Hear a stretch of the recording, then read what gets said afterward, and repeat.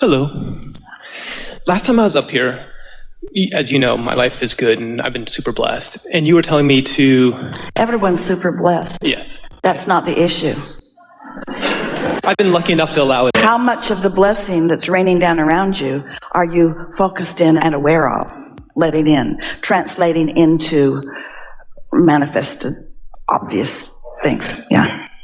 And so you had talked about baking the cake, and you said a lot of what I had done was really between me and Source, or me and God.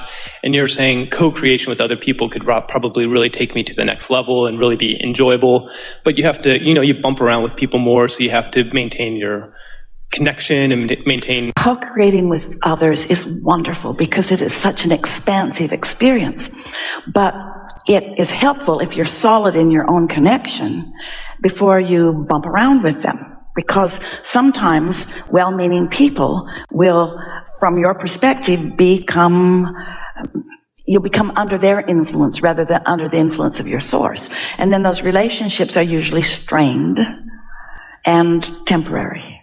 And so two, I guess, questions. One, it's been fantastic the last 2 years as old friends have come back into my life and we've created some amazing things together. And then there's been more contrast with some other people, some family members that we've just bumped into each other more aggressively. Like step 1 contrast or step 5 contrast? It's like step 5, yeah. Well, good stuff then. Yeah. And so it's been fun, this process. You use the word aggressive, however, which sounds a little step 1-ish. Well, they feel similar. It's just whether or not you move. No, they do not feel similar. Really? Really. Mm-hmm. Okay. Step 5 contrast feels like variety and choices. Step 1 contrast feels like obstacles and discomfort. Step 5 is what your inner being feels like when you're in contrast. Step 1 is what humans usually feel like when they're not under the influence of the inner being, when they're in contrast. Got it. Okay. Then more step 1. Step 5 contrast is like, bring it on. That was so clarifying. I didn't even really know I wanted that. I'm so much more clear about who I am. I feel richer and broader and more expansive. I have an eagerness for life now that I didn't have before this contrast. It's renewed something in me. I'm so happy that there's something more for me to attract. That's step 5 contrast. Step 1 contrast is, are you kidding me?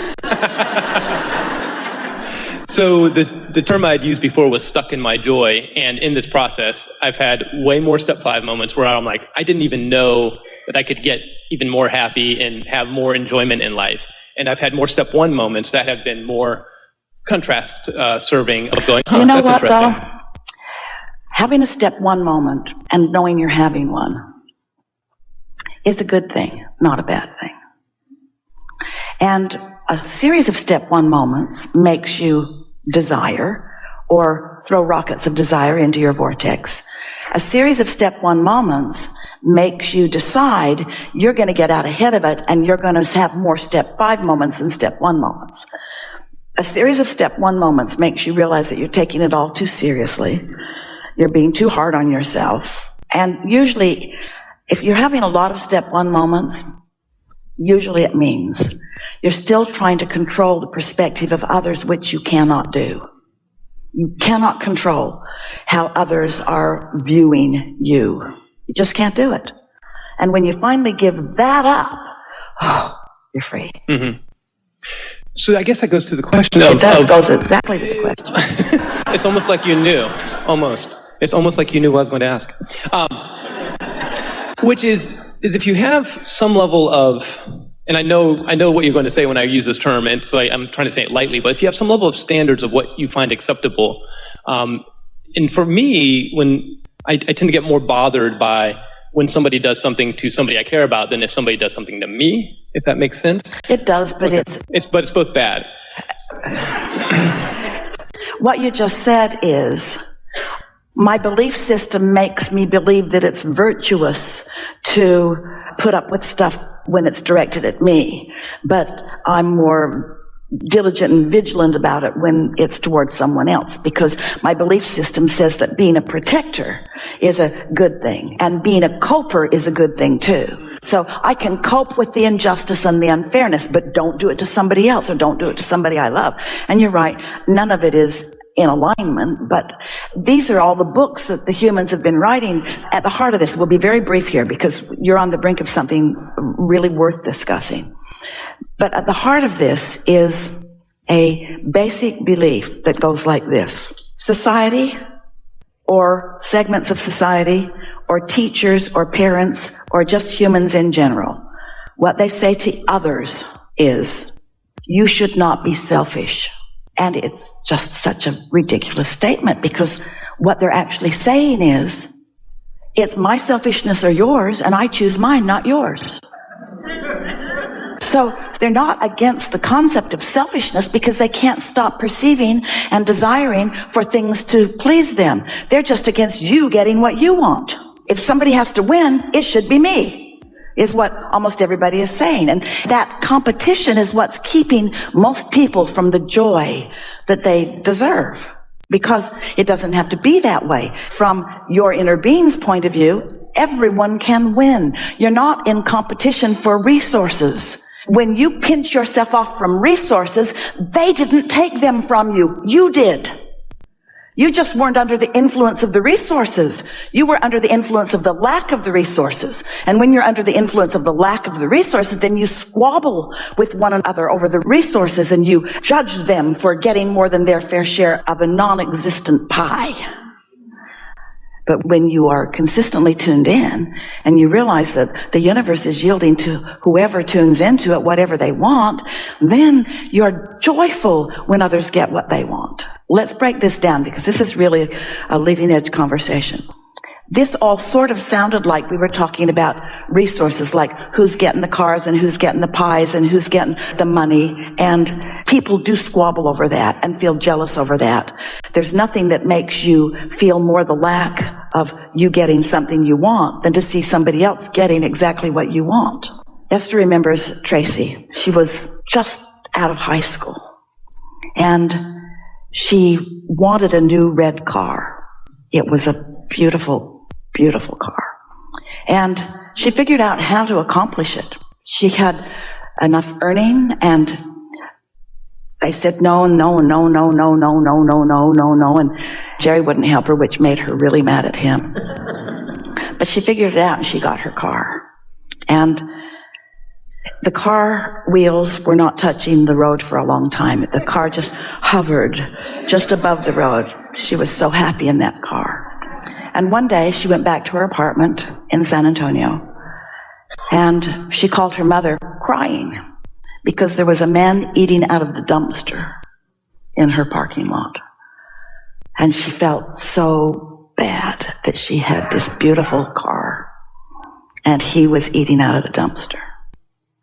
And Esther said, well, honey, do you think if you didn't have that car that he wouldn't be eating out of the dumpster?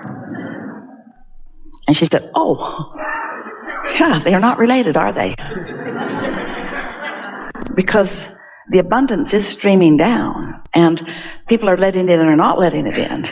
And your opportunity to assist others in letting it in is through the clarity of your example of letting it in, not by your withholding it from yourself and walking around as an example of somebody who doesn't let it in. And so it sounds like we're talking about the competition for the stuff. And to some extent we are, because there is no competition. But what we're really talking about is, am I under the influence of source, or am I under the influence of something else? Am I allowing what's in my vortex to flow with ease into my experience, or am I blocking it off and preventing it from coming because of beliefs that I am holding that just aren't letting it in? That is the singular question to ask yourself on a moment-to-moment basis. So I want to try to hit this with as light a touch as possible, because life is good, and these happen rarely for me. But this process of maybe I don't have kids, so maybe that's a good example. So if you have children and your kid really wants to do something out of the school, you don't have kids, and you can't possibly know. I know. You can't possibly know the struggle that people with children are living. We're just playing. I know, but people say that. We know. And it bothers you. That does bother me, yes. Yeah, you got to get over that. Okay. Because what number of children should I have? 1? 27?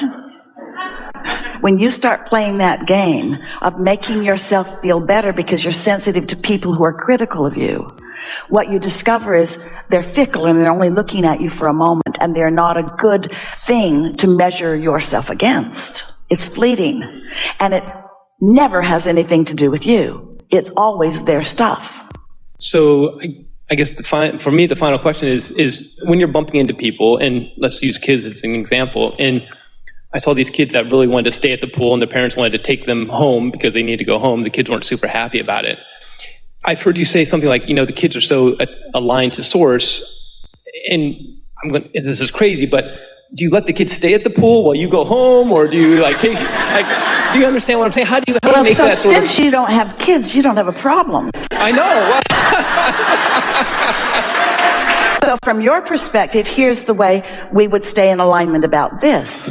We would acknowledge that all of them, parents and children, are having a step one moment because they have a disagreement about what they want. And since they've hooked themselves together and they believe that they must have the identical experience of either all being there or all going someplace else, it's very convoluted. You couldn't get to the bottom of that if you spent all day talking with all of them about, in other words, you could tell the children that you need to be considerate of your parents, and you could tell the parents you need to be more considerate of your children. And you could tell the parents, they're tuned in, tapped in, turned on, they're having a good time. You're old fuddy-duddies. Why don't you get tuned in, tapped in, turned on? It could go round and round and round and round, and you would never find any resolution about it. So what do you do in a situation like that?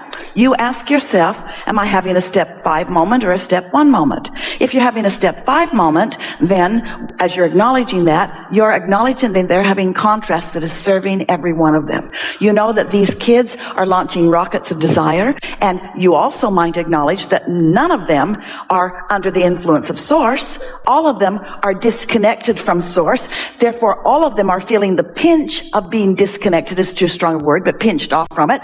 And every one of them is blaming the other one for the way they feel, which is going to get them nowhere. So what you acknowledge is this is a step 1 moment that they are all having, and I'm having a step 5 moment as I'm observing them having a step 1 moment.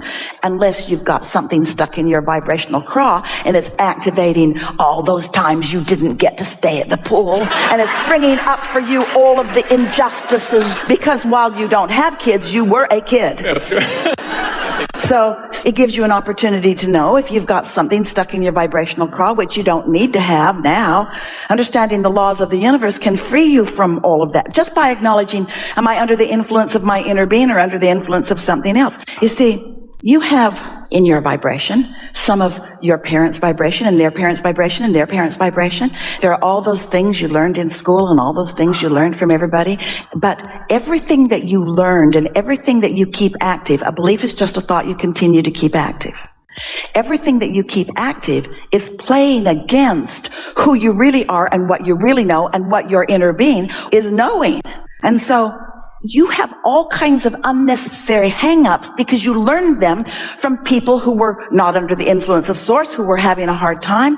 So much of what society believes is the right or wrong way to behave is from a guarded stance that has never served anyone. And then most of you just spend your lifetime after lifetime, squabbling over the rules that you have devised that never served anyone. Your freedom is in your hands. It's as simple as choosing this rather than this. Choosing to be under this influence rather than that influence. What we're really talking about here is me in my human form trying to orchestrate situations so that there's a physical outcome that will be pleasing, as compared to me in my physical form lining up with who I really am and feeling joyful in this moment, regardless of what the activity is. Most people are so willing to go through the motions of life, lip service and motions of life. As long as I look like I'm having a good life from the outside, it doesn't really matter how I feel. That's what most people are doing. Only thing that matters is how you feel, because you're an extension of source energy.